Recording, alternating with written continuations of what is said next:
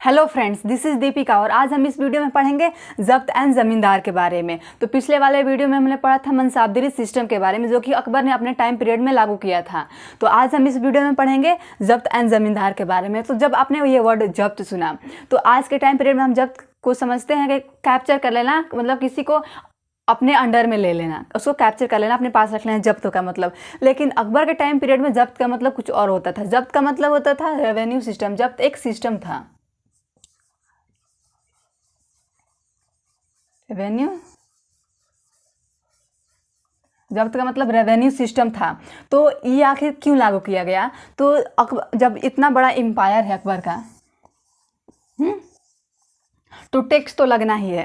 तो टैक्स, बहुत सारे टैक्स लगते थे, लेकिन जो मेन इनकम सोर्स था अकबर के में, तो वो था जो फार्मर जो क्रॉप को उपजाते थे उनसे वो टैक्स लेते थे, उस ज़मीन के लिए वो टैक्स लेते थे। उसी टैक्स को मतलब वो उनका वो मेन सोर्स था, वही टैक्स उनको उनका टैक्स वो मेन सोर्स था। तो उसी चीज़ को वहाँ से वो टैक्स लेने के लिए उन्होंने एक सिस्टम को उन्होंने इंट्रोड्यूस करवाया, जिस सिस्टम का नाम था जब्त। जब्त का मतलब रेवेन्यू सिस्टम। तो जब अकबर ने ये रेवेन्यू सिस्टम इंट्रोड्यूस करवाया तो उन्होंने उनके एक मंत्री थे जिनका नाम था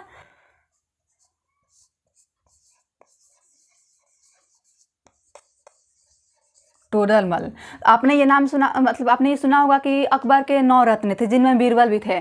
तो 9 रत्नों में से एक उनके ये टोडरमल भी थे, जो कि रेवेन्यू मिनिस्टर थे।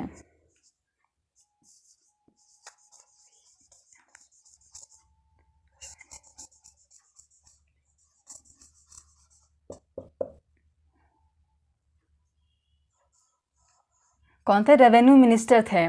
तो अकबर ने इनको रेवेन्यू मिनिस्टर जब बना दिया तो फिर उन्होंने सारा जिम्मा तोडरमल पर ही सौंप दिया कि तुम देखो कि इसको क्या करना है, कैसे लागू करना है, क्या नहीं। तो जब अकबर ने इनको पे ये जिम्मेदारी सौंपी तोडरमल पर, तो टोडरमल ने एक सर्वे किया 10 ईयर्स का। टोडरमल ने क्या किया? एक सर्वे किया। टोडरमल ने एक 10 ईयर्स का सर्वे किया, जिसमें उन्होंने ये पता लगाया कौन सी ज़मीन फर्टाइल है, कौन सी ज़मीन फर्टाइल नहीं है। मतलब जैसे कि ये ज़मीन है और ये ज़मीन, ठीक है, तो ये ज़मीन है, ये तो ज़्यादा फर्टाइल हो सकती है और ये ज़मीन फर्टाइल नहीं हो सकती। तो अगर ये सब पर ही बराबर 30% टैक्स लगा दे, तो जो ज़मीन फर्टाइल है, जो ज़्यादा क्रॉप दे रही, जिस ज़मीन पर ज़्यादा क्रॉप हो रहा है, उनका तो कोई घाटा नहीं। लेकिन जहाँ पर कम फर्टाइल है उनका तो घाटा हो रहा है। तो इसीलिए उन्होंने टोडरमल ने एक रेवेन्यू सिस्टम में उन्होंने एक 10 ईयर्स का सर्वे किया। उन्होंने ये डाटा निकाला कि कौन सा जो ज़मीन है, कौन जो सॉइल है वो फर्टाइल है, कौन सा नहीं है, किस ज़मीन पर ज़्यादा क्रॉप हो रहे हैं, किस ज़मीन पर नहीं हो रहे हैं। तो इसीलिए उन्होंने एक 10 ईयर्स का सर्वे किया और उन्होंने उसके बाद से सभी ज़मीन पर अलग अलग से प्रोविंसेस में अलग अलग में टैक्स लगाया, अलग अलग थे। इससे ही थे, यही है जब्त। और जो ज़मींदार मतलब कि इस वर्क में जो ले रहे हैं, तो जो छोटे से छोटे और बड़े से बड़े जो जब्त में जो काम किया करते थे, उन्हीं को ज़मींदार कहा जाता था।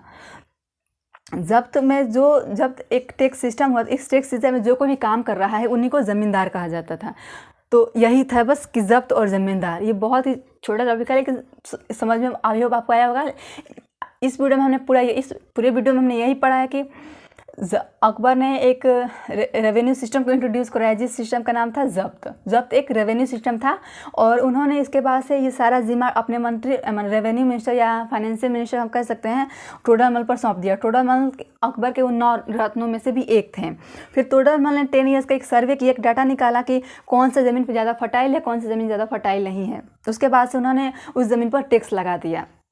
तो आई होप आपको ये टॉपिक समझ में आया होगा। अगर समझ में आया तो प्लीज़ मेरी मोटिव के लिए लाइक, शेयर एंड सब्सक्राइब करें। Thank you.